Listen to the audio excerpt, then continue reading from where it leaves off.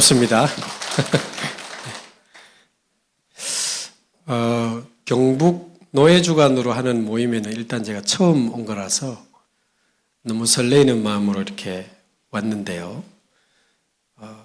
안에 앉아 있는데 여러분의 힘찬 찬송 소리를 들으면서 너무 힘이 나고 기분이 좋고 경북 마귀들 벌벌벌 떨고 있겠다 막 이런 생각도 들고 여러분의 찬송 소리를 들으니까 굉장히 힘이 나고 감사합니다. 말씀 한 군데 먼저 좀 보고 조금 인도를 받겠습니다. 구약 성경 창세기 21장 창세기 21장 33절에서 34절까지입니다.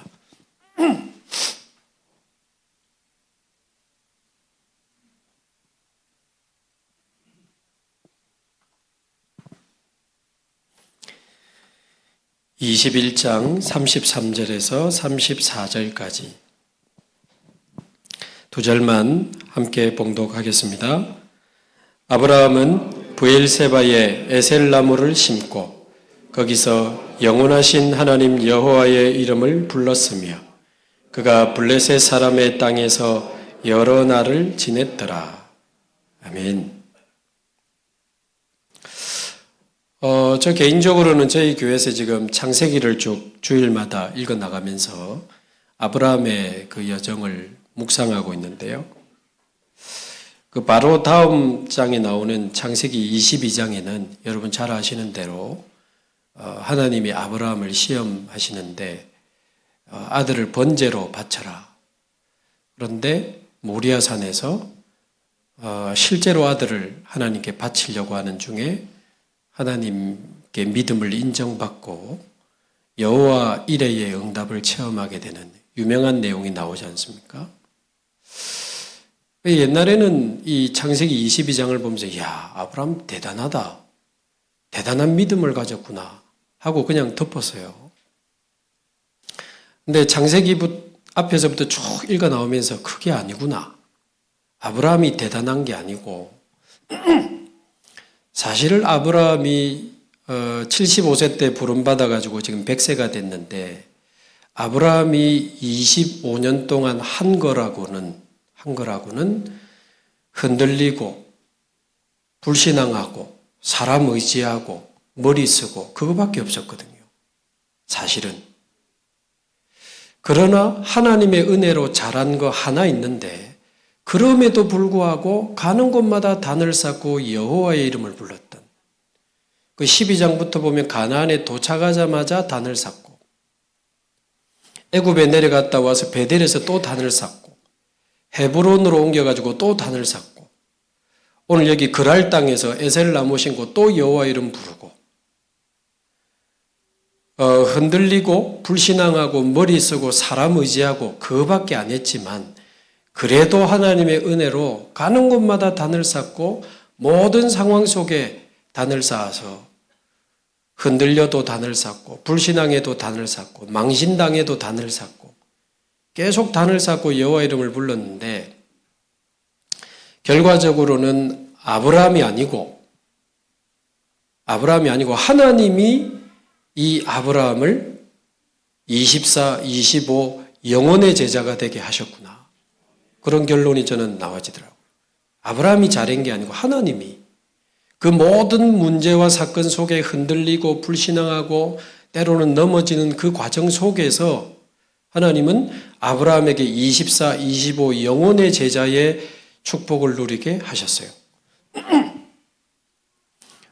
근거를 이제 소통해 보면 하나님이 아브라함을 불러서 가나안 땅에 이제 왔을 때 가나안 땅에서 하나님은 아브라함과 함께 하셨거든요. 그리고 불신앙에서 기근 때문에 애굽에 바로 내려가잖아요. 그럼에도 불구하고 애굽에서도 하나님은 따라가셔서 아브라함과 함께 하십니다.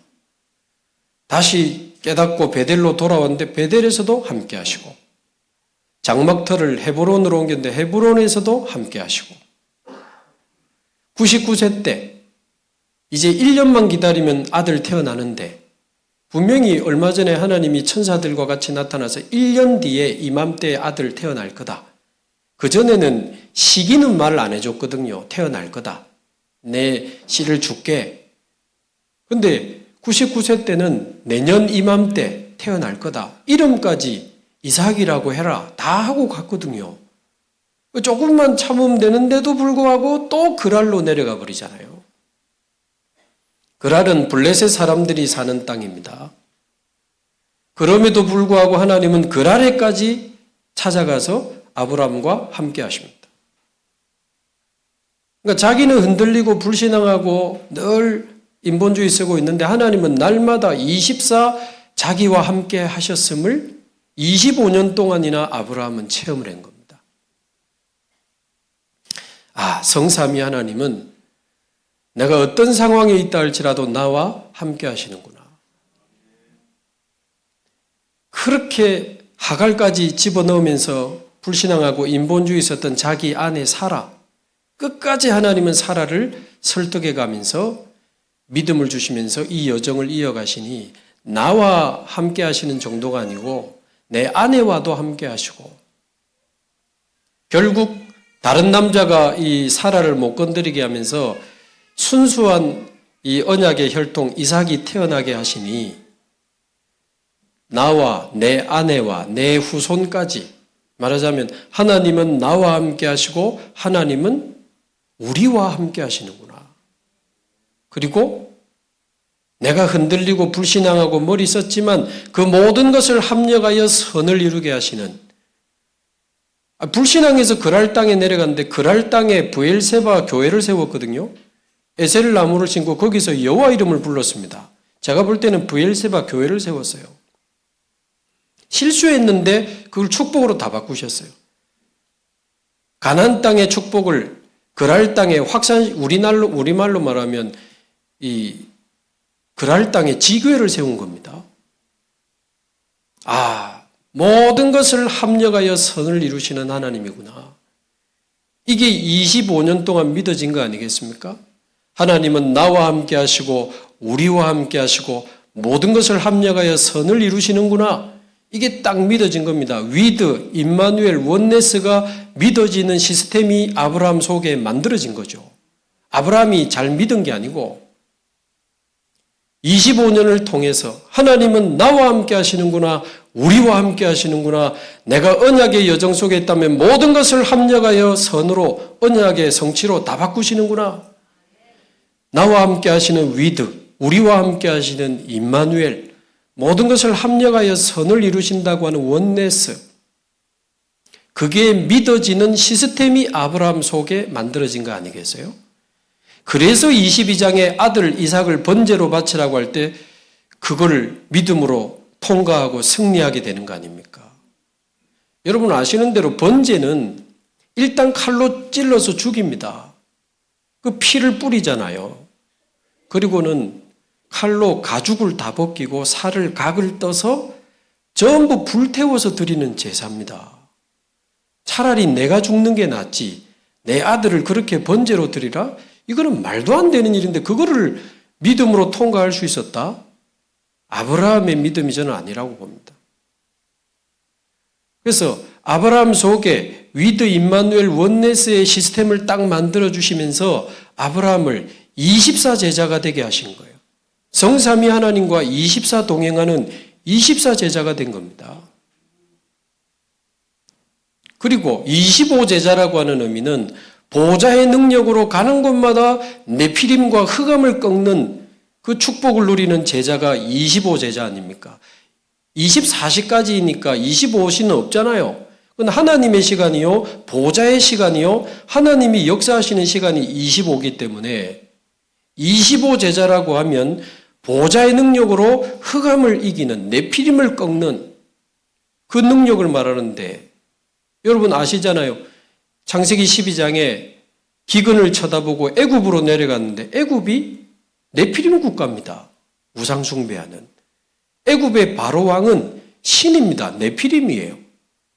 하나님은 이 불신앙으로 내려간 그 아브라함이 있는 그 애굽에 보좌의 능력으로 역사하사 바로왕의 집에 재앙을 내리시고 바로왕을 꺾습니다. 그거를 봤어요. 아브라함이. 하나님은 보좌의 능력으로 애굽을 이기게 하시는구나. 네피림 이기는 응답을 체험하게 하셨습니다. 그리고 헤브론에 가서도 318명의 제자를 키우고 있는데 연합군이 쳐들어와서 조카 롯을 사로잡아 갈 때 318명 데리고 그 연합군의 군대를 꺾고 롯을 구출해 오지 않습니까? 그 연합군이 전부 우상숭배하는 네피림 국가들입니다. 완전 네피림 현장을 이기는 하나님의 보좌의 능력을 체험하게 하시. 지금 20장, 21장에 나오는 지금 99세 때 내려간 그랄도 블레셋 사람들이 살고 있는 네피림 현장입니다. 그 왕 아비멜렉도 네피림입니다. 그 앞에 읽어보면요. 거기에서도 하나님은 보좌의 능력으로 역사하사 아비멜렉에게 죽음을 경고하시잖아요. 네 살아 건드리면 너 죽을 거야. 놀래가지고 돌려보내잖아요. 이게 보좌의 능력으로 네피림을 꺾는, 오히려 그랄 땅에서는 애굽의 그 25년 전 실수를 반복하는 것 같았지만, 자기 부인을 살려고 여동생이라고 속이고 반복하는 것 같았지만 좀 결과가 다릅니다. 아브라함은 똑같은데 똑같이 자기 살려고 아내를 여동생이라고 속이잖아요. 그러나 애굽 때는 그냥 살아서 돌아오는 정도. 근데 25년 동안 위드 임마누엘 원네스 시스템이 만들어지고 나니까 여전히 또 흔들리고 넘어졌지만, 그럼에도 하나님은 거기서 아브라함은 선지자라 그렇게 나옵니다. 선지자의 정체성을 회복시켜 주시고 아비멜렉 왕을 치유하는 왕적인 사명도 회복시켜 주시고, 오히려 아브라함이 기도해서 아비멜렉과 그 아내와 그 여종들의 그 태의 문이 닫혔던, 저는 네피림 병이라고 보거든요. 네피림의 질병을 아브라함이 기도해서 치유하는 제사장적 그 축복을 회복시키고, 오히려 아비멜렉이 고마워하면서 재물을 주고 종을 주면서 얼마든지 이 땅에 살아라 라고 해서 그 지역에 사는 것을 허락받게 되는, 굉장한 이 네피림 현장을 꺾는다 정도가 아니고 살리고 치유하는 응답이 그랄 현장에서는 나옵니다. 저는 이게 하나님이 아브라함을 25제자로 만드시는 과정이라고 보거든요. 지금 제가 이 이야기를 하는 이유가 있습니다. 경북이 네피림 지역이거든요. 여러분이 24, 25 영혼의 제자가 되면 끝나는 겁니다. 여러분 속에 위드 임마누엘 원네스의 시스템이 만들어지고 24, 25 영혼의 제자가 되면 되는 거예요. 제가 경북 이 말씀 들고 오면서 막 설레는 거 있죠. 막 여러분 빨리 만나고 싶고 막. 그러니까 여러분이 오늘 그 3강 주제가 24제자, 25제자, 영혼제자입니다. 현장을 두고 우리가 이제 그 응답을 받아야 되는데, 이렇게 되니까 아브라함이 24제자가 되고 25제자가 되니까 창세기 22장에 보면 그 앞에 오늘 읽은 이 브엘세바의 에셀나무를 싣고 영원하신 여호와의 이름을 불렀더라. 이 어떻게 보세요? 이 브엘세바는 그랄 땅에서 이제 아비멜렉에게 하나님이 무슨 일을 하든지 너와 함께 하시는구나를 인정받고 암양 새끼 7마리를 주고 법적 소유권을 인정받은 땅이 브엘세바입니다. 그러니까 브엘세바라고 하면 사단에게 빼앗긴 현장에서 불신자에게 하나님이 우리와 함께 하심을 인정받은 응답의 현장이 브엘세바라는 뜻이거든요. 거기다가 에셀나무를 심었다. 의미가 크죠. 뭐 우리 목사님들은 다 아시겠습니다만 이 에셀나무, 여러분 네이버에 에셀나무 쳐보세요. 그 황폐한 사막 한복판에, 광야 한복판에 아주 푸른 나무잎을 가지고 한 10m까지 우뚝 서 있는 나무가 에셀나무입니다. 그 광야에 어떻게 그 푸른 상록수로 10m까지 자랄 수 있을까요? 에셀나무 찾아보시면 뿌리를 어느 정도 깊이 내립니까? 30m까지 내린답니다. 뿌리를 깊이 30m까지 내려가지고 지하수를 끌어올리기 때문에 샘의 근원에서 물을 끌어올리기, 말하자면 근원적인 힘을 가진 나무가 에셀나무입니다. 저는 여러분이 에셀나무처럼 승리하기를 바랍니다. 성삼위 하나님께 깊이 뿌리 내려서 성삼위 하나님이 주시는 근원적인 힘을 가지고 우리는 살아가면 승리할 수 있습니다. 그래서 이 에셀나무의 또 하나의 별명이 광야의 안식처라고 하더라고요. 왜냐하면 그 큰 나무 밑에 그늘이 너무 시원하대요. 소금기를 배출해내고 수분을 새벽 이슬을 머금고 있다가 딱 이게 증발되면 그 에셀나무 밑에 온도가 한 10도는 떨어진답니다. 굉장히 시원하답니다. 그래서 광야의 나그네들이 쉬고 갈 수 있는 광야의 안식처가 에셀나무다. 영적인 의미가 크죠. 근원적인 힘을 누리면서 아무리 메마르고 황폐한 광야일지라도 저와 여러분은 하나님이 주시는 참 평안, 참 안식을 누리면서 가는 겁니다. 여러분, 1000만인이 우리를 공격해도 우리 상관없습니다. 전 세계가 우리를 다 공격해도 우리는 상관없습니다. 왜? 성삼위 하나님에게서부터 우리는 얻은 힘을 가지고 가기 때문에 그 근원적인 힘을 가지고 가는 자는요, 조금도 문제 없습니다. 전 세계 교단이 공격해도 우리와 같이 세계복음을 제자는 따로 예비되어 있습니다. 걱정 안 하셔도 됩니다. 언론이 공격하고 법으로 공격해도 상관없습니다. 우리를 통해 복음받을 사람, 우리와 같이 전도할 제자는 따로 예비되어 있어요. 분명히 있습니다.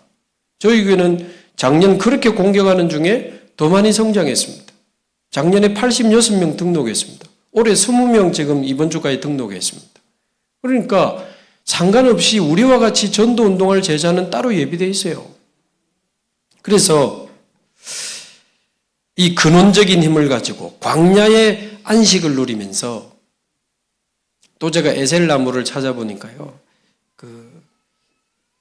새벽 이슬을 이 에셀나무 잎이 머금고 있기 때문에 그 아침에 보면 에셀나무 잎에 새벽 이슬이 맺혀가지고 조금 멀리서 보면 그게 햇빛에 비쳐서 반짝반짝반짝 빛난답니다. 굉장히 예쁘답니다. 에셀나무가. 반짝반짝 빛나니까. 제가 기도하면서 우리 경북 노예 모든 사명자들이 에셀나무처럼 근원적인 힘을 가지고 광야의 참안식을 누리면서 많은 사람을 살리는 이 아름답고 찬란한 증인의 인생을 살아가면 너무 좋겠다. 그런 기도를 하면서 올라왔습니다. 에셀나무, 여러분이 바로 이 아브라함이 브엘세바에 심은 에셀나무라. 거기서 여호와의 이름을 불렀더라. 앞에는 항상 그래 나왔는데 여기는 좀 다르게 영원하신 하나님 여호와의 이름을 불렀더라. 의미가 크지 않습니까? 나는 흔들렸는데 하나님은 영원하시구나. 나는 불신앙했는데 하나님의 언약은 영원했구나.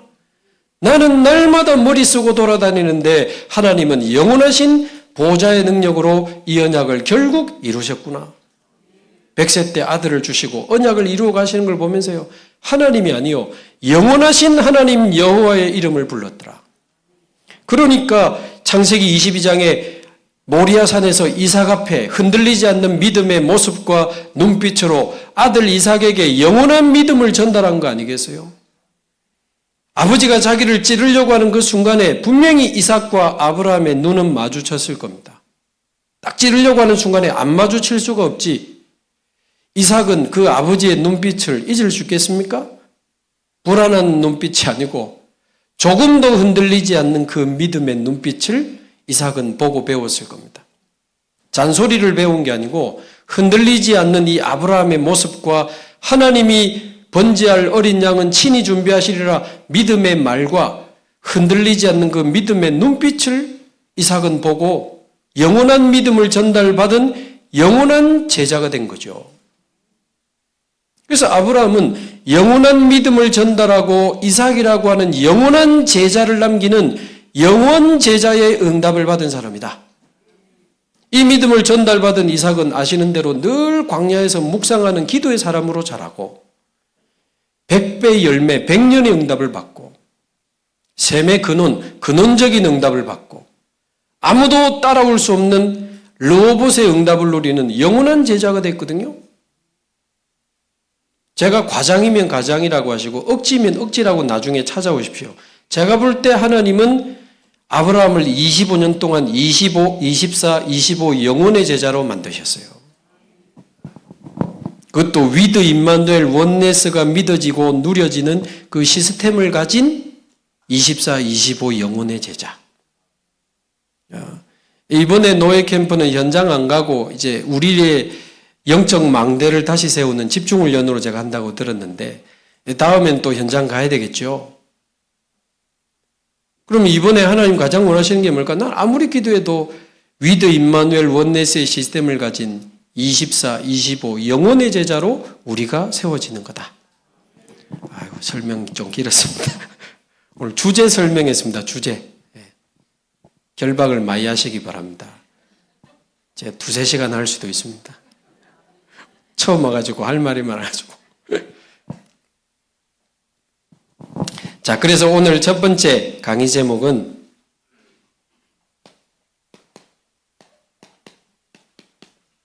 하나님이 이끌어 가시는 그 영원한 3가지 흐름 있지 않습니까? 그 3흐름 속에 있는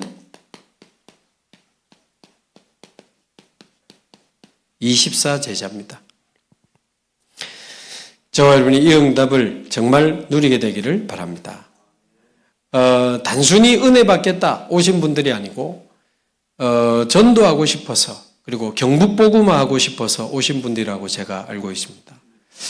제가 부산에 임마누엘 교회 17년 있다가 유 목사님이 위기당한 교회를 좀 살려야 되지 않겠나, 버리신 건지 파송인지 지금도 구분이 잘 안 됩니다만은 2가지 다 하나님의 주권 속에 있다고 믿어지기 때문에 저는 유 목사님이 가라, 결정은 자네가 해라 했지만 결국 하나님의 뜻으로 알고 이제 부산의 주원교회라고 하는 교회로 가게 됐습니다. 벌써 1년 6개월이 됐습니다. 근데 30년 개척해서 30년 목회하던 목사님이 있는 교회인데 여러 가지 일들로 인해서 교회를 사임하시게 됐고, 그래도 한때 제일 많을 때는 200명, 100명 이러던 교회가 계속 줄어서 제가 갈 때 25명 남았거든요. 그게 우리 임마누엘 부교육자들이 매주 그 교회 주일 예배 사회 보러 갔었기 때문에 갔다 온 분들이 숫자를 체크해서 교육자실에서 공개를 했어요. 야, 40명 남았더라. 30명 남았더라. 25명 남았더라. 웃잖아. 밥은 맛있더라. 그러면서 밥 먹고 오니까. 근데 그 25명 남았다고 하는 그 주간에 제가 가는 게 결정이 됐거든요. 그때가 25년, 4년, 23년도였습니다. 23년 11월. 그때 주제가 25응답이었거든요. 25명 남았더라고. 그래서 25의 응답이 왔구나. 그래서 저는 마음으로 25명이나 남았나. 오히려 그 믿음이 탁 생기는 거죠. 25명이면 많은 거거든요. 근데 사실은 교회가 정말 이러다가 교회 진짜 무너지겠다라고 느끼는 위기 상황이었고, 사임하신 목사님은 300m 옆에 교회를 바로 개척하셔가지고 교인들 전화 다 돌리고 청년들 불러서 집 나르게 하고 그런 상황이었습니다. 자칫 싸움판이 될 수 있는 교회. 제 주위에 있는 목사님들, 친한 목사님들 100% 다 말렸습니다. 가지 말라고.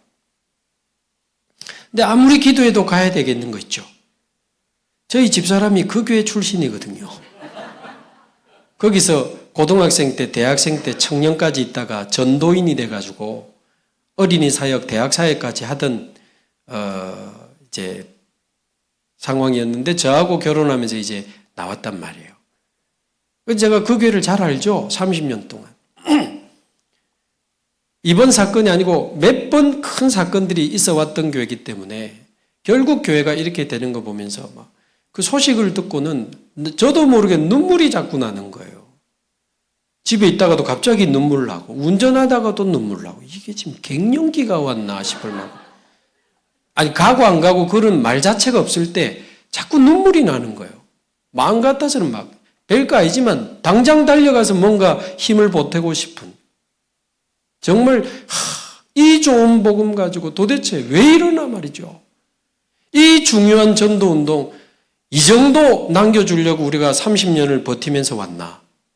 핍박 속에 이런 영적인 자존심도 상하고 마음도 아프고 막 눈물 나고 근데 뭐 이 남아있는 분들이요 막 전체가 40일 작정하면서 오직 장 목사님을 보내달라 막 이런 기도를 시작한 거예요.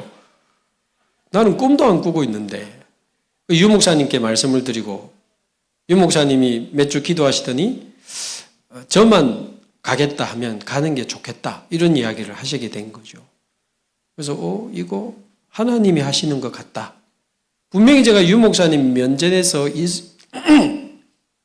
이성훈 목사님하고 저하고 3명 독대를 했을 때 저는 임마누엘 교회에 있는 거 너무 감사하고 갈 마음 없습니다라고 분명히 말했거든요. 그래도 위기당한 교회를 도우는 게 중요하지 않겠나. 그래서 이거 하나님이 하시는 것 같다. 왜냐하면 제가 17년 있어도 부교육자 보내는 거를 잘 못 봤거든요. 제가 말씀드리잖아요. 버린 건지 파송인지 모르겠지만 어쨌든 가면 좋겠다 하시더라고요. 근데 이제 아무래도 가야 되겠다는 마음을 하나님 주셔서 가게 됐고 근데 저는 위기당한 교회를 좀 도와보려고 갔는데 가보니까 아니더라고요.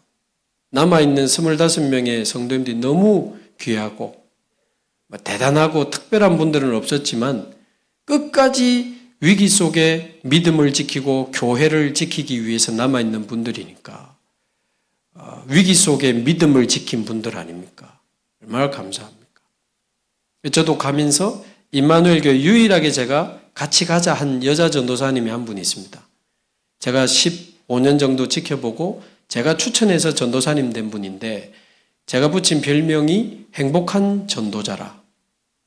이분은 매일 현장 가는 게 그렇게 행복하대요. 근데 막 씩씩거리면서 가는 게 아니고 너무 행복하게 평안하게 진짜 매일 현장 가요. 주일날도 마치면 현장 가요. 근데 무조건 막 길 간다 그 말이 아니고 성도들 붙잡고 막 살리고 살아난 성도 데리고 또 현장 가고 불신자 전도하고 그런 분이에요. 같이 가지 않겠나. 가로 열고 살해 못 받을 가능성이 있다. 나도 한 2, 3년 고생할 생각하고 간다. 목사님 살해는 중요한 거 아니고 기도해 보겠습니다. 한 달 기도하고 딱 결정해서 오셨어요. 렘넌트 사역을 부교육자가 하나 필요한데 먼저 연락 온 전도사가 있어요. 이전 교회에서 5년 동안 청소년 사역하고 있는데 다락방 한 32개, 3개 뛰던 친구입니다. 제가 뒷조사에서 알아보니까 사례 한 200, 차, 사태까지 거의 400만 원을 지원받던 친구예요. 결혼해서 아기가 100일 이제 된 상황. 연락 왔어요. 목사님과 같이 처음부터 전도운동을 같이 한번 해보고 싶습니다. 하나 더 추가. 사례 못 받아도 좋습니다. 먼저 했던 이야기예요. 속으로 그럼 됐다. 그 목사님이 그 교회 담임 목사님이 울면서 보내줬어요. 안 보내려고 하다가 말하자면 부족하지만 저와 우리 두 전도사님 우리 교역자는 위기를 선택하는 은혜를 받았죠. 위기 때 다 도망가잖아요. 근데 우리 교회 성도님들은 위기 속에서 믿음을 지켰고 우리는 위기를 선택한 교역자가 된 거예요. 그리고 우리는 위기 속에서 만난 사람들이다. 말하자면 동기 없다 그 말이에요. 정말입니다. 1년 가까이 교역자 회의를 한 적이 없습니다. 이분들이 와가지고 막 몸살 날 정도로 뛰니까요. 교역자 회의가 필요 없어. 할 것도 없고 그냥 성도 하나하나 붙잡고 렘넌트 하나하나 붙잡고 개인화시키면서 불신자 전도 쪽으로 파고 들어가니까 25명, 렘넌트 4-5명 뭐 할 거 회의할 게 뭐 있습니까? 그냥 뛰는 거지. 저는 강단에서 복음을 쏟아내고 여러분 전도운동이 한 교회에 일어나는 것은 저는 간단하다고 보거든요. 일단 내 자신이 힘을 얻어야 되고 우리 목회자들이 교육자들이 힘을 얻어야 되겠죠. 그리고 일단 성도들도 힘을 얻어야 됩니다. 힘이 있어야 뭐 뛰든 말든 하는 건데 그래서 제가 첫 번째 설교 제목이 거기 가서 영적 망대부터 세우자 그거였습니다. 새로운 교육자를 만나기 위해서 40일 집중 기도를 했지만 그거는 위기 때 인도받기 위한 기도였고 여러분도 모르게 여러분 데미지 입었을 수 있다. 제가 그랬거든요. 지금 우리 교단에도 이런 상황 속에 믿음을 지키고 상도들 버티고 있잖아요. 본인도 모르게 굉장히 데미지 입었을 수 있습니다. 말하자면 나가지는 않지만 속으로 끙끙 앓는 성도들 많아요. 속이 아니라 무너진 성도들 많아요. 자, 자세한 이야기 다 할 수 없지만 제가 모시던 합숙제가 진행자 아닙니까? 제가 모시던 분들 문제 다 왔어요. 제가 있던 교회 담임 목사님 문제 다 왔어요. 저도 속이 아닙니다. 나도 모르게 뭔가 이 복음에 대한 이 믿음이 서서히 무너지고 있을 수 있어요. 과연 우리가 가진 복음이 정말 이렇게도 중요하고 가치 있었던가? 내 생을 걸 만한 정말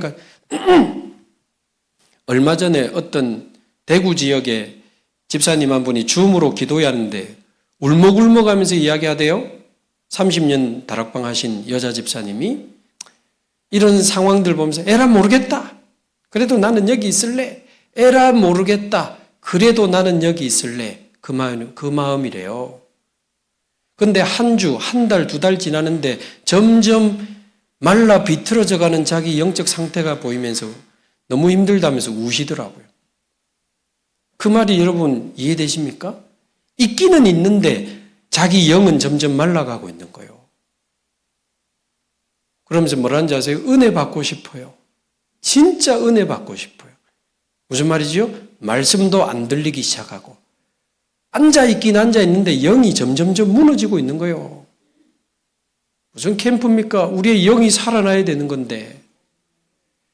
그래서 내 자신이 살아나고 우리 성도들이 영적으로 살아나야 됩니다. 살아나야 돼요. 그리고는 어떻게 전도운동을 일으키는가? 나부터 현장 가면 되는 거다. 저는 그렇게 생각하고 있습니다. 우리 교육자부터 현장 가면 되는 거다.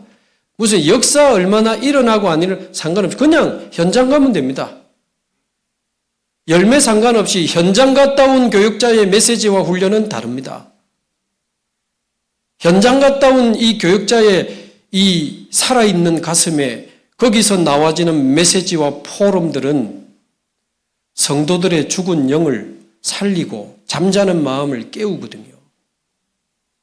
그러니까 저하고 우리 전도사님 두 분이 성도들 붙잡고 현장 가버리니까 한 2-3달 만에 다락방 50개 만들었어요. 막 뛰니까. 그러니까 제가 보니까 전도할 사람이 별로 없어요. 솔직히 말하면. 그러면 한 사람 한 사람 살려내는 겁니다. 뭐 묶어서 이런 것도 지금 할 상황이 안 돼. 그냥 한 사람 한 사람 살리면서 그 사람 주위로 파고 들어가는 거예요. 그러면서 교육자들이 먼저 현장을 갔다 오면서 현장을 이야기하면서 메시지를 하고 교인들 단톡방에 얼마 안 되지만 현장 갔다 온 포럼을 올리고 현장에서 찍은 사진을 올리니 점점점 성도들의 마음이 살아나는 거예요. 잠자던 마음이 깨어나는 거예요. 현장 가고 싶다는 사람들이 점점 하나씩 나오네. 그러더니 전도사님 따라가고 여전사님 따라가고 남자 전사님 따라가고 슬슬 전사님들 따라가 저는 안 따라오더라고. 부담스러운지. 어쨌든 다락방도 따라가고 캠프도 따라가고 하더니 현장도 보고 하나님의 역사도 보고 점점점 계속 따라붙는 팀들이 나와요. 그래서 제가 우리 전사님들한테 보여주고 맡겨라. 또 보여주고 맡겨라. 자꾸 맡겨라. 잘 알아들어요. 그렇게 하니까요. 쭉 얼마 안 가서 전도사님이 막 몸살 나니까 전사님 우리가 할게 이래가 몸살 나니까 권사님들이 막 일어나는 거예요. 우리 전도사님 몸살 났다 하면서 우리가 하자 그러면서 자기들끼리 해. 그러면서 지금 1년 반이 흘러왔잖아요.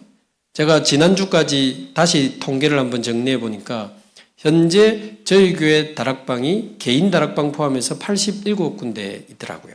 근데 그거보다 더 중요한 거는 처음에는 우리 교육자 3명만 뛰었는데 지금은 어쨌든 다락방 하는 사람이 딱 20명이에요. 그 말은 한 17명이 일어났다는 말이거든요. 그래야 되는 거 아닙니까? 그러니까 한 교회에 전도운동이 일어나는 것은 내 자신이 먼저 힘을 우리 목사님들이 힘을 얻어야 됩니다. 그리고는 성도들이 진짜 영적으로 진짜 힘을 얻어야 돼요. 그리고는 교육자들이 먼저 현장 가면서 현장 갔다 온 포럼과 메시지를 공유하다 보면 살아있는 포럼을 통해 성도들의 마음은 깨어납니다. 전체가 따라가지는 않겠지만 몇 명이 따라 붙을 겁니다. 한두 명이라도. 그러나 그 소수의 사람을 통해서 그 사람이 또 살아나고 그 사람이 또 전도문이 열려지는 시간표가 오면 그 소수를 보고 다시 전체가 살아나는 시간표가 옵니다. 장로님들이 볼 때는 막 너무 힘이 나는 거지. 성도들이 힘없고 현장에 전도문 열리고 자꾸 불신자가 등록하고 다민족이 등록하고 아이들이 일어나고 아이들도 한 4-5명밖에 없었는데 이번 주 어린이 주일 때 한 30명 아이들 특송했거든요. 그리고 뭐 영육간에 병든 사람, 시달리는 사람, 무속인 가정, 또 스님들 이런 사람들 복음받고 다락방하고 교회 오고 하니까 귀신 보인다는 사람들이 예수 믿고 치유 이번 주일날도요. 제가 2부 예배 때 마태복음 1장 그리스도 설명하는데 성령으로 잉태하신 여자의 우선 설명하는데 멀쩡하던 집사님이 의자 밑에 들어가서 덜덜덜 떨면서 우는 거예요. 메시지 끝나고 당회실로 불렀는데 당회실로 오자마자 비명을 질러. 원래 그런 분이 아니에요. 우리 교회 온 지 1년 됐는데 좀 엘레강스해 보여가지고 입구에서 주보 나눠주거든요. 귀신이 소리를 지르며 나가더니 성경에 그런 거 많잖아요. 누가 봐도 그런 사람이 하는데 비명을 질러요. 그래서 이제 예수 이름으로 기도해주고 저는 대구 노예 그 훈련하러 이제 왔는데 잠잠해지더라고요. 운전하고 가면서 10분 뒤에 전화했더니 웃는 소리가 들려. 그 우리 전사님 통화했더니 왜 웃어요? 그러니까 회복돼가지고 같이 웃고 있대요. 자기도 그런 사람인데 너무 놀랬대요. 맞으면 이제 귀신이 떠나간 거예요. 원래 그분이 서울에서 이사 온 분입니다. 우울증과 공황장애라는 이름으로 시달리던 분이에요. 알고는 있었지만 귀신이 떠나가는. 그러니까 영육간에 병든 사람들이 치유되고 또 다민족들이 돌아와요. 필리핀 사람, 베트남 사람, 스리랑카 사람, 또 뭐 얼마 전에 스웨덴 사람, 스웨덴 사람이 한국 남자하고 결혼해서 저희 교회를 왔는데 귀신 보이더마. 스웨덴. 영접하고 안 보인대요. 근데 결혼한 한국 남자도 귀신 보인대요. 그러니까 그런 사람들이 말하자면 아이들이 살아나고 다민족이 살아나고 영육간의 병든 자들이 살아나는. 그래서 여러분 개인이 살아나고 교회 안에 생명운동이 일어나면서 다락방이 열리고 제자로 말미암아 다락방이 확산되는 팀 사역이 일어나고 그 제자들을 따로 모은 미션홈이 일어나고 직장에서 전도운동이 일어나는 전문교회, 지역 전체를 살리는 지교회 이 5기초가 말하자면 일어나면 5기초가 일어나면 그래가지고 오는 사람들을 보니까 다민족이 많이 오네? 다민족의 뜰.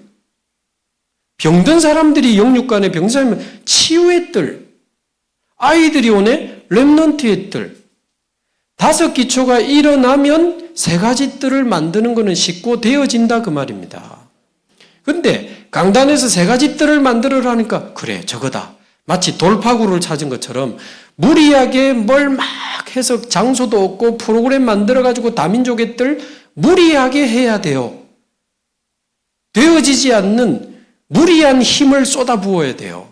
돈도 많이 부어야 되고 5기초가 안 되는 상태에서 3가지 뜰을 만들려고 하면 무리한 시도를 많이 하게 된다니까요. 그래도 하나님 뜻에 맞고 하니까 막 하거든. 몇 년 지나고 나면 지는 다 빠지고 돈은 돈대로 다 쓰고 교회 안에 꼭 우리가 열매를 노린 건 아니지만 그래도 그 사람들이 복음 받고 교회로 와야 될 거 아닙니까? 제자로 일어나야 될 거 아닙니까? 열매가 없어. 3가지 뜰이 사람 잡는 거지.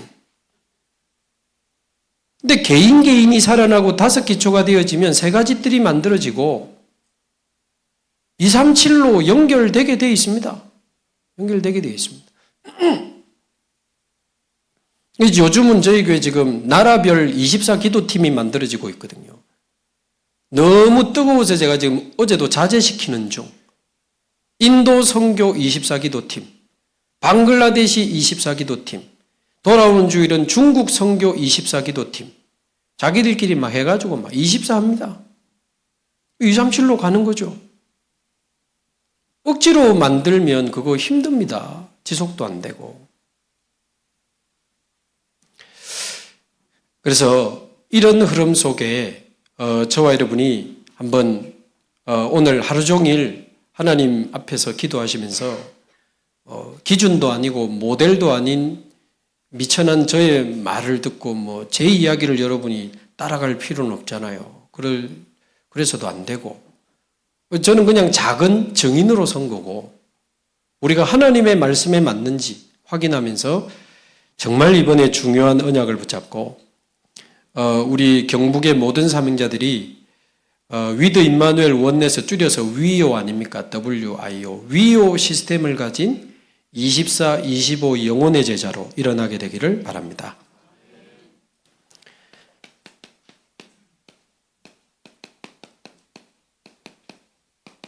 자, 이런 의미에서 진정한 신앙생활이 뭘까? 한번 생각해 볼 필요 있습니다.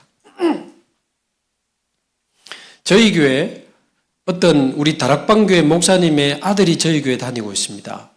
다락방 목사님의 아들이요. 다락방 모태신앙이고 다락방에서만 40년 신앙생활한 친구입니다. 렘넌트 교육하는 학교 나왔습니다. 저희 교회 안수 집사고 결혼해서 막 들뜨는 스타일 아니고 조용히 교회 구석구석에 헌신하는 그런 믿음 좋은 안수 집사님이라 겉으로 볼 때는. 근데 얼마 전부터 교회를 안 와. 2주를 기다려도 안 와. 한 달을 기다려도 안 와. 찾아갔습니다. 전화를 안 받는다 하길래 그냥 찾아갔어요. 집에 있대 저녁에. 가족들 다 피해주고 1대1로 만났습니다. 한마디로 목사님 더 이상 못하겠습니다 그러더라고요. 뭐를? 교회 갈 힘이 없습니다.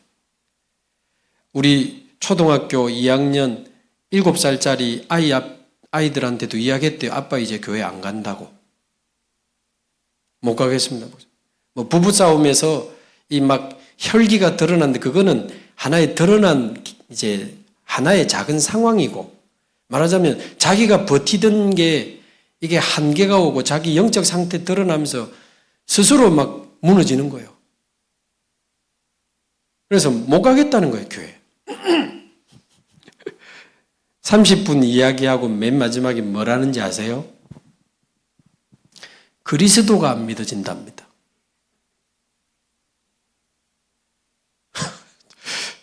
그리스도가 안 믿어진다 카대. 그래가지고 어찌해야 됩니까? 원래 인간을 하면서 다시 내가 구원의 길 하고 확신 심어야 됩니까? 지금 그래가 될 문제가 아니잖아요. 이 친구가 구원의 길을 모르겠습니까? 대충 기도해주고 왔다니까요. 집사님 내가 볼 때는 진짜 중요한 시간표가 왔다. 복음 아닌 다른 것으로 유지해온 신앙생활, 나로 해왔던 신앙생활에 한계가 오고 진짜 하나님 주시는 이 그리스도의 참된 신앙생활이 회복될, 내가 볼 때는 문제가 온 게 아니고 집사님 인생에 가장 중요한 시간이 왔다. 그 정도 말해주고 기도하고 왔어요. 그러면서 제가 기도가 많이 되는 거 있죠. 왜? 이 친구만의 상황이 아닐 수 있다. 어쩌면 우리의 상태일 수도 있고 우리 교회의 상태일 수도 있고 우리 다락방에 이런 사람 많을 수 있다. 오히려 저는 거기서 많은 축복을 찾아냈어요. 그 기도하면서. 결론부터 말하면 요즘은 맨 앞에 앉아서 반짝반짝 빛나는 눈빛으로 말씀 잘 듣고 있습니다. 얼굴이 너무 환해가지고 내가 못 보겠더라고. 눈이 부셔가지고. 그 친구를 만나면서 제가 이 고민을 했다니까요. 다시 진정한 신앙생활이 뭘까? 예배 잘 앉아 있고 화요 집회 잘 따라가고 교회 헌신하고 하면 그겁니까?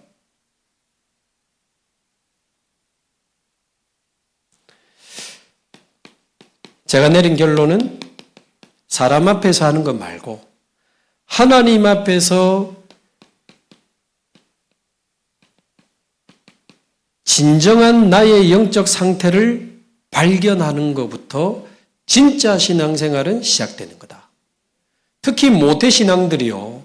한 번도 하나님 앞에서 진정한 자신의 영적 상태를 본 적 없이 복음을 지식으로 배우고 구원의 확신을 지식으로 배우고 습관적인 신앙생활 하다가 어느 날 다행히 교회가 맞으니 좋은 사람도 있고 하니 교회를 계속 다니다 보니 결혼하고 어느 날 집사되라네. 어느 날 집사되고 안수집사되고 권사되고 장로 심지어 심하게 말하면 불신자 상태로 종교생활하다가 중직자까지 된 사람 저는 많다고 봅니다. 어디 다락방 모태신앙은 원죄 없이 태어난다는 기록이 있습니까? 없습니다. 모태신앙은 원죄 없이 태어납니까? 목사 자녀, 장로 자녀는 자동으로 구원받습니까? 아닙니다. 엄마가 아기 손을 가슴에 대신 갖다 대주면서 예수님 미안해. 복음을 지식으로, 구원의 확신을 지식으로 자꾸 심어요. 본인은 아직 예수 믿을 준비도 안 돼 있고 예수 믿을 마음도 없어. 왜 나에게 예수님이 필요한지도 모르겠어. 그런데 교회에서 유치부 때 초등학교 때 자꾸 너는 하나님 자녀야라고 가르쳐 주잖아요. 모든 모태신앙은 완벽한 불신자 상태로 태어난다고 저는 믿습니다. 로마서 3장 9절에 나오잖아요. 앞에는 그 모든 사람은 그 우상숭배하고 죄인이다 쭉 써고는 3장 9절에 유대인은 그러면 나으뇨? 결코 아니니라. 유대인이나 헬라인이나 다 죄 아래 있다고 이미 선언하였느니라. 3장 9절. 우리말로 바꾸면 모태신앙이든 불신가정에서 태어났든 전부 죄 아래서 태어납니다. 그러면서 3장 10절 의인은 없나니 하나도 없으며 그러니까 모든 모태신앙도 완벽하게 죄 아래서 죄인으로 태어나거든요. 3장 23절 하나님의 영광에 이르지 못 하나님 떠난 상태로 태어납니다. 6장 23절 죄의 삭은 사망이요 그 증거로 모태신앙도 다 죽어요. 죄의 삭이 사망이기 때문에 영이 죽어 있고 죽은 인생을 살다가 영원한 죽음으로 빠지잖아요. 그런데 신자들이 하나님 떠난 나를 본 적이 없어. 우리 모태신앙 자녀들이 원죄에 빠진 나를 본 적이 없어. 영이 죽은 나를 본 적이 없고 마귀의 자녀인 나를 마주한 적이 없고 지옥 갈 수밖에 없는 자기 영적 상태를 맞닥뜨린 적이 없다니까요. 그러면서 복음을 지식으로 배우고 구원의 확신을 지식으로 배워가지고 그냥 교회를 다니다 보니 불신자 상태로 종교생활하는 것이요. 진짜 아기 태어나면 내 사랑하는 마귀의 자녀야. 이렇게 불러야 될 판입니다. 할례를 행하는 것은 언약을 전달하기 위한 부모의 신앙과 기도지 그 아이의 상태는 완벽한 불신자 상태입니다. 시편 51편 5절에도 나오잖아요. 모태신앙 출신 다윗, 내가 죄악 중에 출생하였으며 모친이 죄 중에 나를 잉태하였나이다. 모태신앙 출신 바울도 이야기했습니다. 에베소서 2장 1절 3절 우리도 그 가운데 생하여 본질상 진노의 자녀였다고. 모태신앙 출신 이사야도 이야기했습니다. 이사야 6장 5절 화로다 나여 망하게 되었도다. 내가 부정한 백성 중에 죄악 중에 거하면서 거룩하신 여호와 하나님을 배웠도다.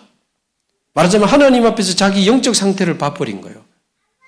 화로다 나여 망하게 되었도다. 이게 안 보여서 그렇지 우리의 영적 상태가 정말 우리 육신의 눈에 보인다면 어떨까? 제가 그 생각해 봤거든요.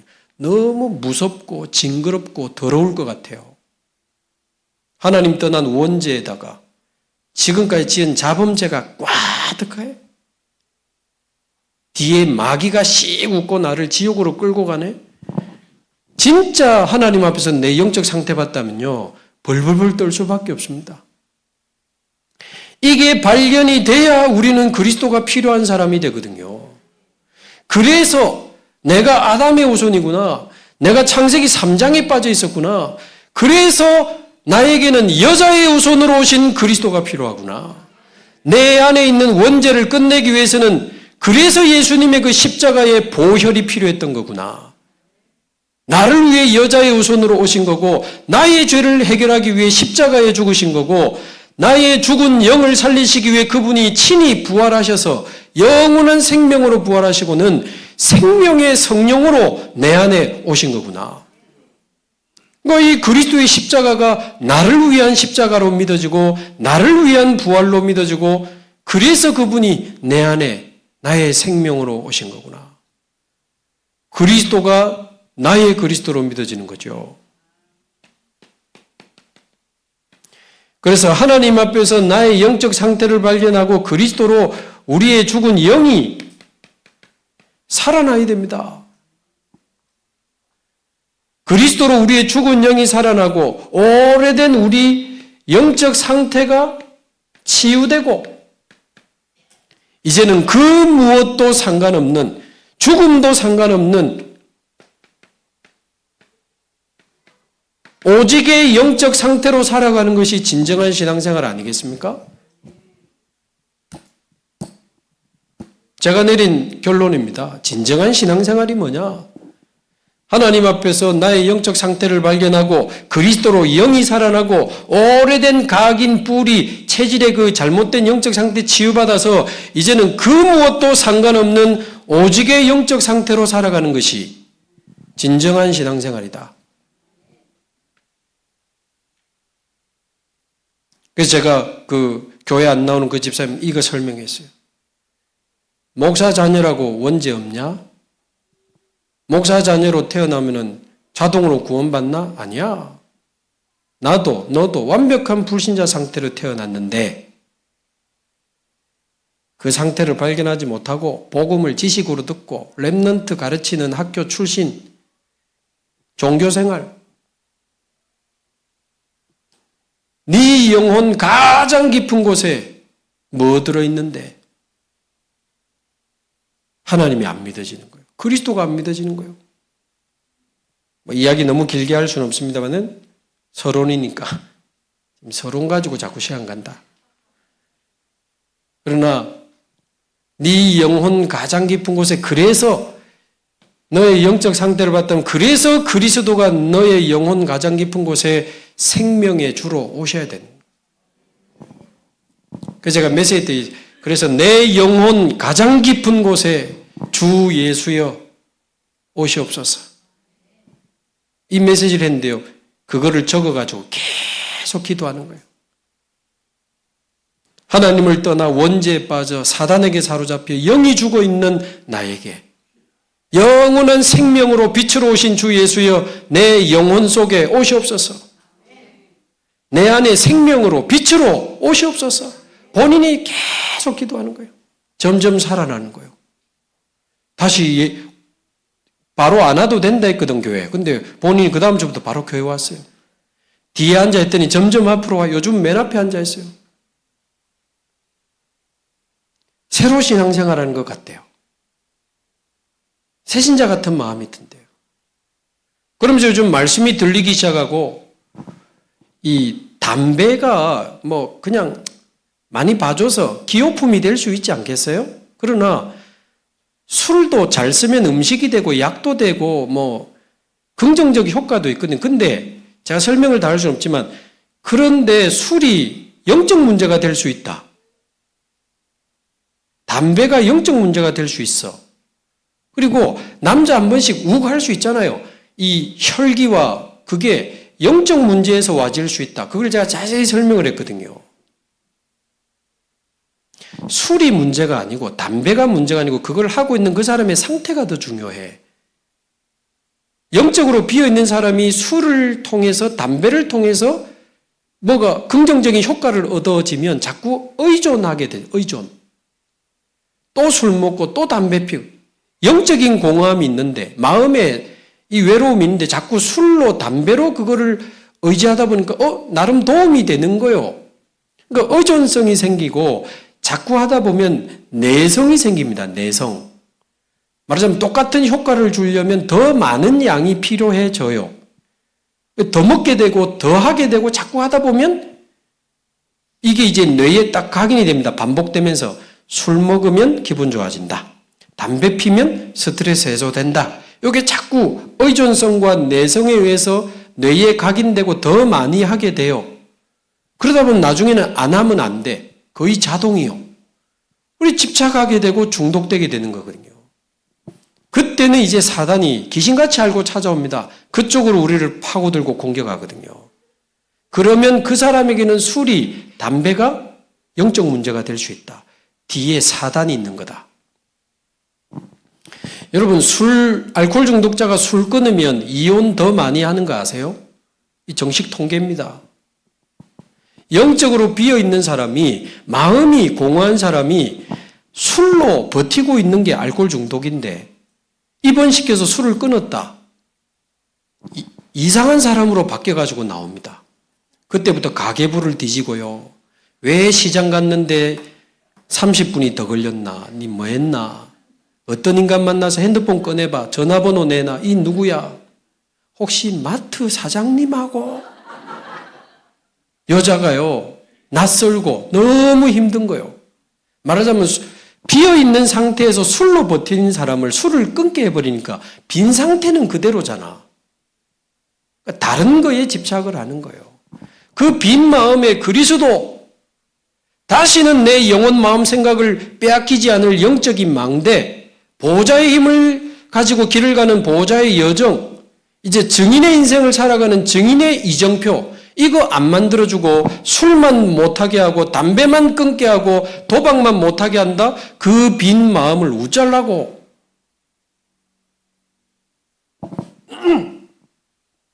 그래서 제가 이걸 쭉 설명을 했어요. 그러니까 네가 만약에 이 술이, 담배가 한 번씩 폭발하는 그 분노, 혈기가 영적 문제에서부터 와졌고 뒤에 사단이 있다는 게 네가 인정이 되면, 이 말하니까 목사님 지금 인정이 됩니다 그러더라고.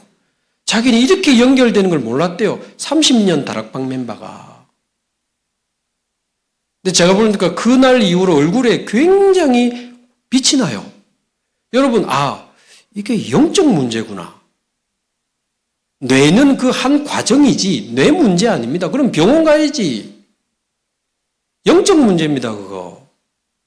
마약이 뇌를 건드린 건 맞는데 그럴 수밖에 없는 배경이 영적 문제예요. 뒤에 사단이 그거 이용하는 겁니다. 근데 중요한 건 그게 인정이 딱 되잖아요. 이게 영적 문제고 사단이 지금 뒤에서 그러면 간단한 겁니다. 그리스도면 되는 거니까. 그게 딱 깨달아지고 믿어지면요, 그 사람 살아납니다.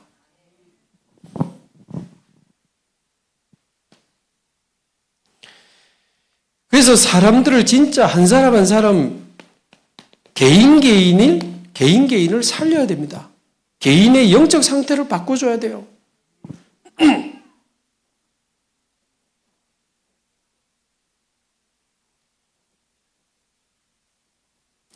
이렇게 되면 이제 하나님이 직접 이끌어 가시는 그 말씀의 흐름 속에 우리 인생이 들어가고 하나님이 성취시켜 가시는 그 말씀 성취의 흐름 속으로 들어가면 이제 우리는 일어나서 이 지역을 살릴 수 있는 겁니다.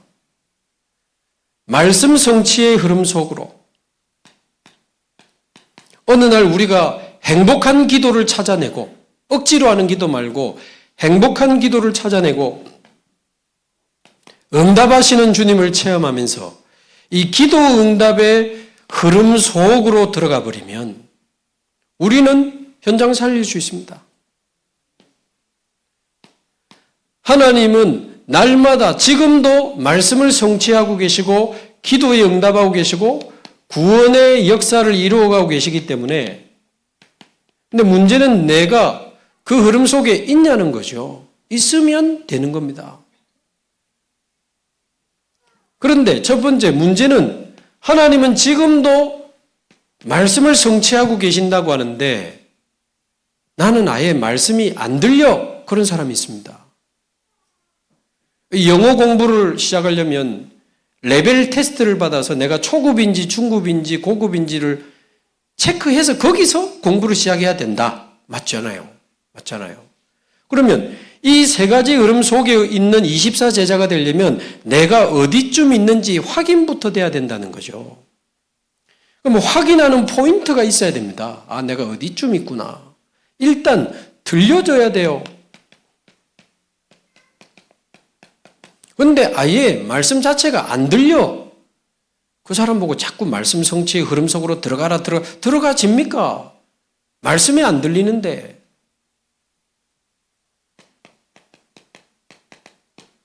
예레미야 1장 4절 그 어린 예레미야에게 언제 이 선지자의 축복이 시작됩니까? 여호와의 말씀이 예레미야에게 임하니라 이르시되 여호와의 말씀이 우리에게 임할 때 우리 인생은 시작됩니다. 여호와의 말씀이 우리 영혼 속에 진짜 임할 때 우리는 살아나고 증인의 인생이 시작할 수 있거든요. 그러다가 감옥에 갇혔는데 33장 1절 두 번째로 여호와의 말씀이 임하니라 이르시되 이를 행하는 여호와 그것을 지어 쭉 나오잖아요. 두 번째로 말씀이 예레미야에게 말씀이 시작이요. 말씀이 우리 인생을 끌고 가는 이제 능력이기 때문에 내 영혼 속에 여호와의 말씀이 임하게 하옵소서. 말씀을 들을 수 없는 그 상태가 치유되게 하옵소서.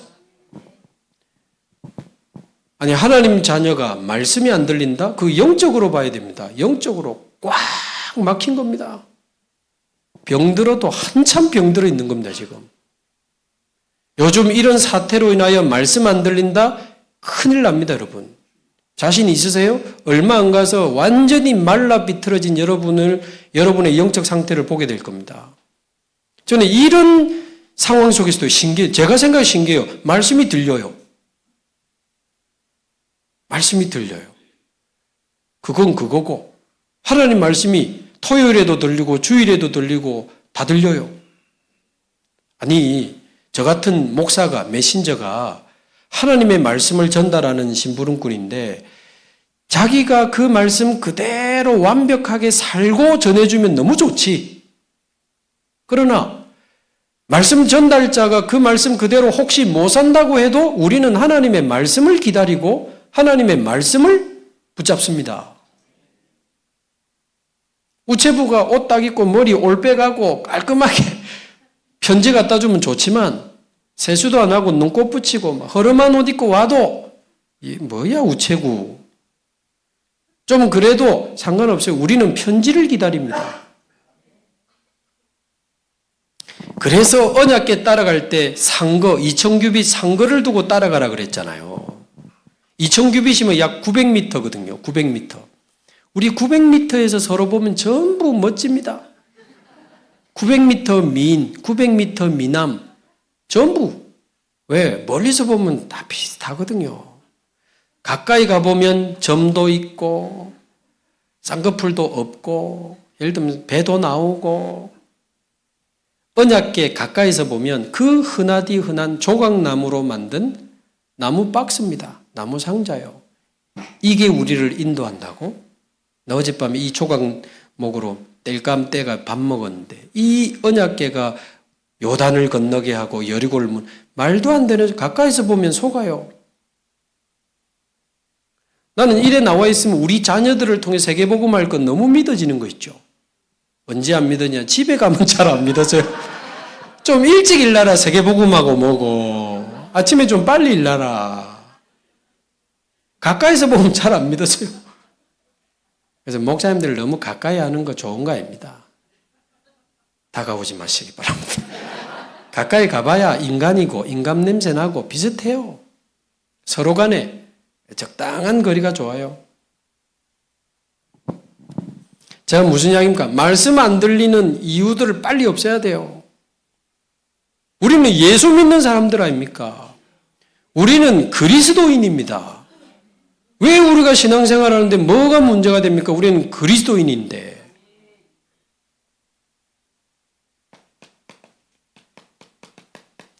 고린도후서 4장 4절, 이 세상 신이 마음을 혼미하게 하여 복음의 광채가 비치는 것을 가로막았다. 마음을 혼미케 하는 놈이 있다 그랬습니다. 세상 신, 사탄입니다. 내 영혼 속에 여호와의 말씀이 임하게 하옵소서. 말씀 들을 수 없는 내 상태가 치유되게 하옵소서. 말씀 듣지 못하게 하는 모든 사단과 이 악한 영들은 예수 이름으로 무너지고 떠나갈지어다. 하나님, 저는 오늘도 하나님의 음성을 듣기를 원합니다. 그러면 우리는 이제 시작되는 겁니다. 오늘도 부산에서 온 목사 고함 소리 듣고 가지 마시고 하나님의 음성을 들으시기 바랍니다. 자, 이제 들린다면 이제는 내가 원하는 말씀 말고 하나님이 원하시는 정확한 말씀을 들어야 됩니다. 돈이 급한 사람은 자꾸 빛의 경제 이런 게 자꾸 들리거든요. 몸이 아픈 사람은 호흡하면 치유돼. 그런 게 자꾸 들려. 근본을 치유하는 하나님이 원하시는 메시지는 안 들리고.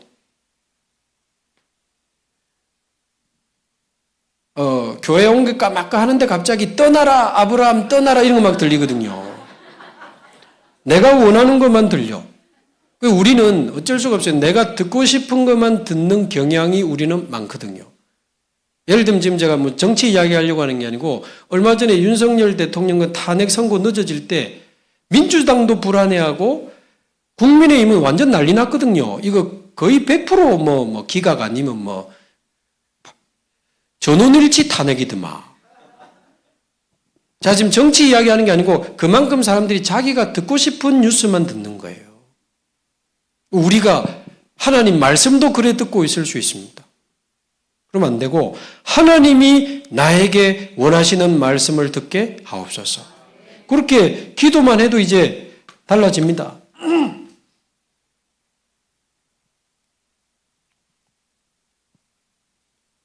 하나님의 정확한 말씀을 찾았다면 그 말씀을 내 마음에 깊이 가득 담아야 되겠죠. 거의 듣고 잊어버립니다. 놓치고 삽니다. 제가 앞에 설명한 거 있죠. 24, 25 영혼의 제자 위드 임마누엘, 그거 저희 교회 강단입니다. 그걸 제가 아무것도 안 보고 왜 할 수 있냐? 제 마음에 깊이 지금 가득 들어가 있습니다.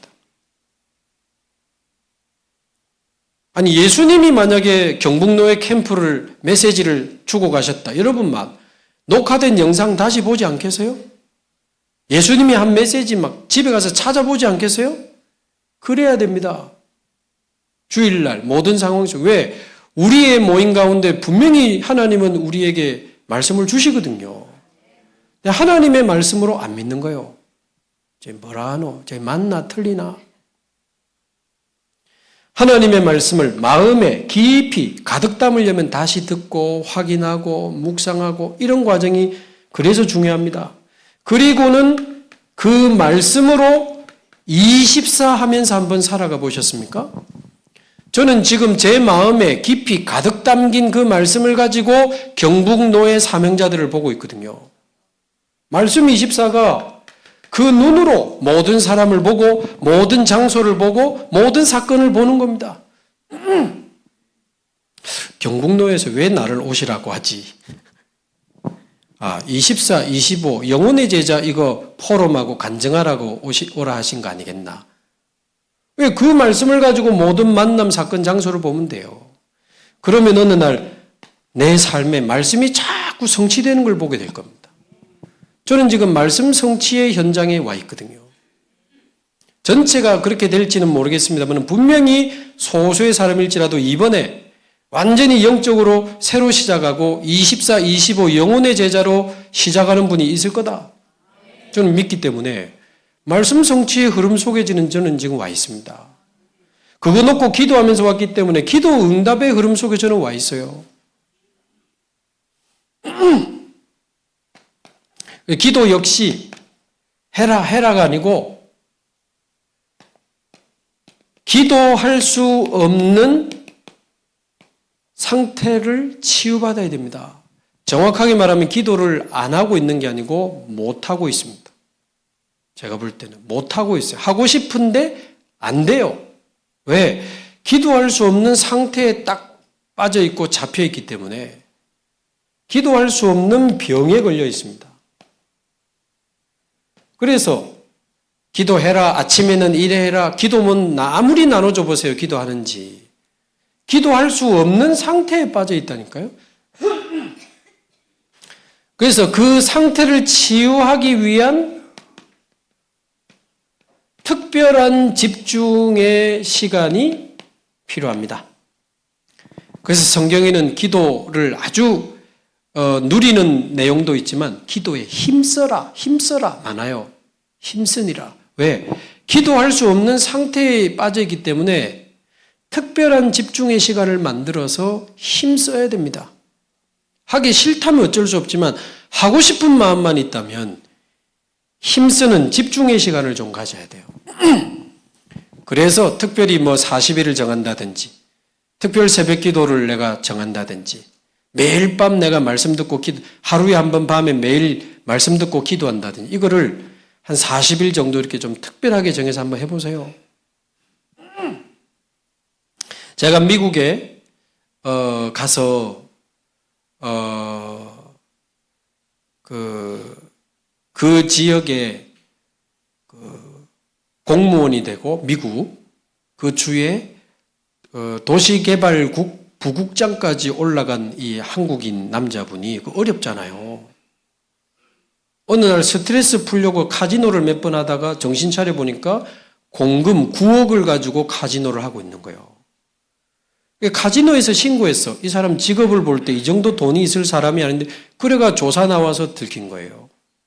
공금 9억으로 카지노 하다가 들켜서 15년형을 받고 감옥 갔습니다. 5년 살고 보석으로 나왔어요. 그 아내가 도대체 왜? 우리가 어떻게 여기까지 왔? 아니 도대체 왜? 우울증이 오고 남편 죽이고 싶고 자살 시도 몇 번 하고 그랬어요. 부인 권사님.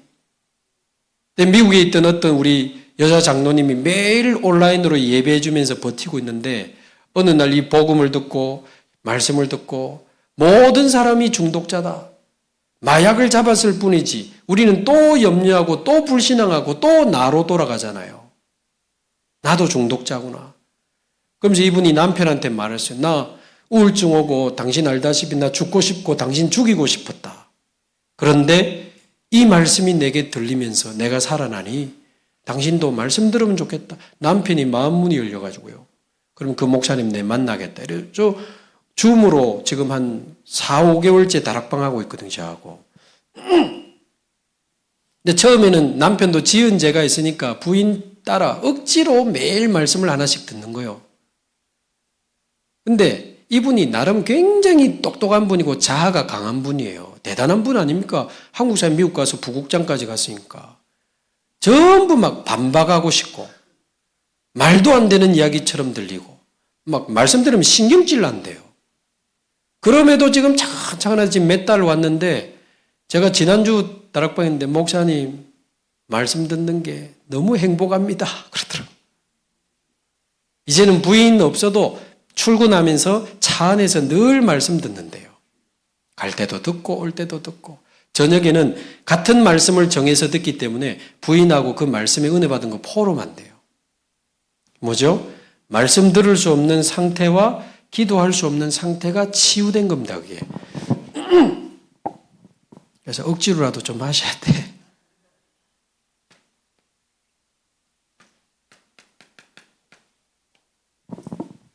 그러면 3집중 이제 기도를 여러분이 이제 시작할 수 있습니다. 시간이 많지 않으니까요. 아침에는 이제 기도할 수 없는 상태가 치유되면 이게 이제 맞는 겁니다. 아침에는 시편 5편 3절 아침에 여호와께서 나의 기도를 들으시리니 얼마나 좋습니까? 하나님이 아침에 내 기도를 들으신다는데 모든 것을 살리는 기도. 아침에 할 수 있으면 새벽 기도 하시면 너무 좋고 너무 빠르면 아침에 일어나서 새벽 기도 가지고 여러분 하시고 하루를 시작하기 전에 힘을 얻고 하루를 시작하는 겁니다. 하루를 시작하기 전에 내가 오늘 가야 될 곳과 만남에 대한 모든 답을 말씀으로 다 찾고 시작하는 거예요. 가기도 전에 흑암은 미리 결박시키고 가기 전에 주의 천사를 앞서 보내고 다 끝내고 하루 시작하는 겁니다. 저는 매일 새벽기도 이제 인도하거나 이렇게 듣고 하는데 좋아요. 새벽기도 인도하러 갈 때는 일단 좀 불행하더라고. 제가 잠이 많아가지고 갈 때는 제일 불행한데 마치고 올 때는 제일 행복해. 새벽기도가 너무 좋죠. 낮에는 바꾸는 기도, 모든 문제, 사건, 위기를 축복으로 바꾸는 기도. 저는 요즘 일련의 사태들을 완전 우리 성도들을 24, 25 영혼의 제자로 세울 기회다. 평상시에 말하면 잘 안 와닿아요. 근데 문제, 사건, 위기가 오니까 너무 잘 알아들어요. 그래, 우리는 그리스도인이다. 그리스도의 제자다. 우리는 그리스도의 대사다. 밤에는 말씀을 하나 꼭 듣습니다. 그러면서 오늘 있었던 일에 대하여 또 내일 있을 일에 대하여 미리 스케줄 체크하고 답을 찾는 기도.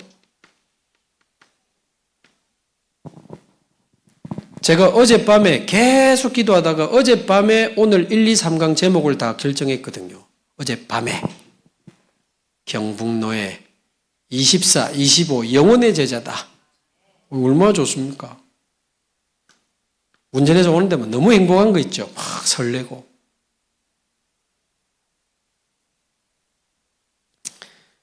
그래서 이렇게 아침과 낮과 밤에 3집중 기도로 내가 살아나다 보면 어느 날 24 기도가 되어지고 행복해지는 시간표가 옵니다. 너무 좋아요. 그러면 사도행전 13장 48절 영생 주시기로 작정된 자는 다 믿더라. 요 13장을 읽어보면요. 이 예수 그리스도를 전하는 이 바울팀을 막 핍박하는 장면이 나옵니다. 그럼에도 작정된 자는 다 믿더라. 그 내용이에요. 찾아보면. 여러분 아무리 핍박이 일어나도요. 하나님이 영생 주시기로 작정된 자는 구원받고 돌아오는데 아무 문제 없습니다. 저희 교회도 계속 등록합니다. 등록이 기준은 아니지만 자꾸 옵니다. 무속인 가정 돌아오고 60년 스님한 사람이 복음받고 다락방하고 다민족들이 돌아오고 사도행전 16장 14절 주께서 루디아의 마음을 여사 바울의 말을 따르게 하시니라. 바울의 말을 청종하게 하시니라. 예비된 제자 있습니다.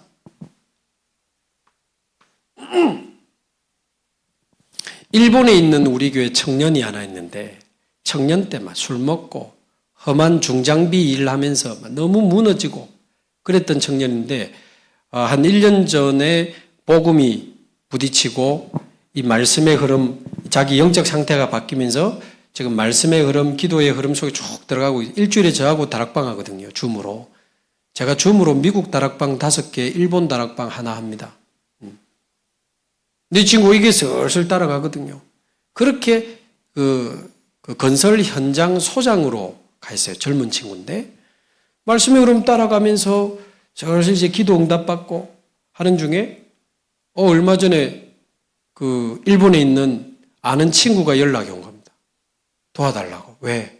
자기 엄마하고 자기하고 둘이 사는데 엄마가 어젯밤에 자다가 죽었다는 거예요. 왜? 그러니까 갑자기 돌아가셨대요. 너무 무섭대요. 그 방에 못 들어가겠대요. 알고 보니까 엄마가 일본에서 한국식 삼겹살 집을 운영하는 분인데 돈 많이 벌고 유명하대요. 근데 최근에 엄마가 우울증이 너무 심하고 알코올 중독 상태로 장사한대요. 손님이 주문하면 5번이나 뭐 달라고요? 뭐라고 하셨죠? 완전 술 취한 상태로 장사한대요. 그러다가 그러니까 약도 많이 드시는 거예요. 아침에 보니까 죽어 있는 거지. 무섭다고. 그 방에 못 들어가겠다. 와달라고 해서 가서 그 방에 들어가서 자기도 좀 무섭더래. 결받기도 하고. 그 방에서 그 친구에게 복음 전해서 영접하고. 그러니까 우리가 이 말씀 성취의 흐름, 기도의 응답의 흐름 속에 있으면 구원 역사의 흐름 속으로 들어가는 것은 되어지는 겁니다. 예비된 제자. 그래서 저와 여러분에게 새롭게 생명운동이 시작되기를 바랍니다. 복음을 생명으로 받은 사람은요, 말씀 계속 듣고 싶어 합니다. 말씀 계속 듣고 싶어 합니다. 그러면 말씀 계속 듣게 해주는 걸 보고 말씀 운동이라고 하는 거죠.